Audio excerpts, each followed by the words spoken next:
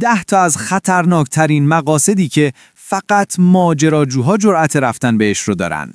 اگه شجاعتش رو داری تا آخر این ویدیو همراه من باش. شماره اول، تنگه رقز، هیجان پرش از آبشارها.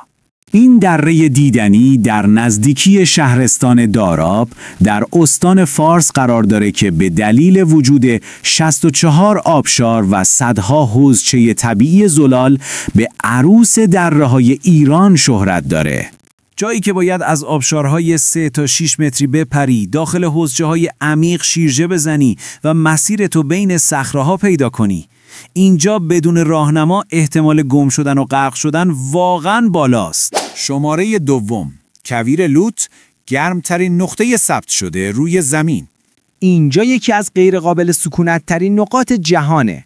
دما تا 70 درجه هم میرسه و اگر گم بشی کارت تمومه. اما کلوت‌ها و چشم‌اندازهای مریخیش رویاییه. شماره سوم، دره شمخال. دره شمخال یک دره بکر و طولانی در استان خراسان رضوی در نزدیکی قوچان و باجگیرانه که به دلیل دیوارهای بلند، چشمه‌ها و رودخانه دائمیش شهرت داره. قسمت‌هایی از مسیر اونقدر باریکه که فقط یک نفر رد میشه. اگر بارندگی باشه، سیل میتونه در چند دقیقه کل مسیر رو بگیره. و اما شماره چهارم، قله دماوند، صعودی نفسگیر و پرخطر. شماره پنجم، جنگل ابر شاهرود. تصور کن وسط مه غلیظی هستی که حتی 10 متر جلوترت هم مشخص نیست. یک لحظه غفلت یعنی خروج از مسیر و گم شدن. اگه تا اینجا همراه هم بودی پس ارزشش رو داشته. لایک و سابسکرایب یادت نره. زنگوله رو هم بزن تا بریم سراغ شماره ششم. جزیره هنگام، تجربه شنا با کوسه ها در خلیج همیشه فارس. شماره هفتم، تنگه واشی. اینجا کل مسیر داخل آبه.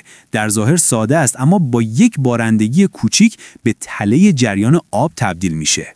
شماره هشتم، غار علی صدر. باورتون میشه که تو دل این غار 14 کیلومتر آبراهه وجود داره؟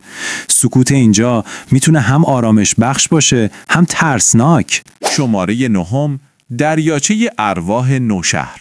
به خاطر درختای خشکیده وسط آب و مه دائمی اینجا یکی از ترسناکترین لوکیشن‌های ایران شده. به طوری که هیچ طبیعتگردی جرأت نمی‌کنه شب اینجا کمپ کنه. خب رسیدیم به لوکیشن آخر، شماره دهم، کویر مرنجاب. جایی برای آفرود هیجان انگیز و شاید هم مرگبار. رمل‌های نرم اینجا میتونه به راحتی ماشینت رو ببله. تو هم یه لوکیشن ماجراجویانه بهمون معرفی کن تو کامنت ها. اگه از این ویدیو خوشتون اومد لایک و سابسکرایب فراموش نشه. با جهانگرد شو.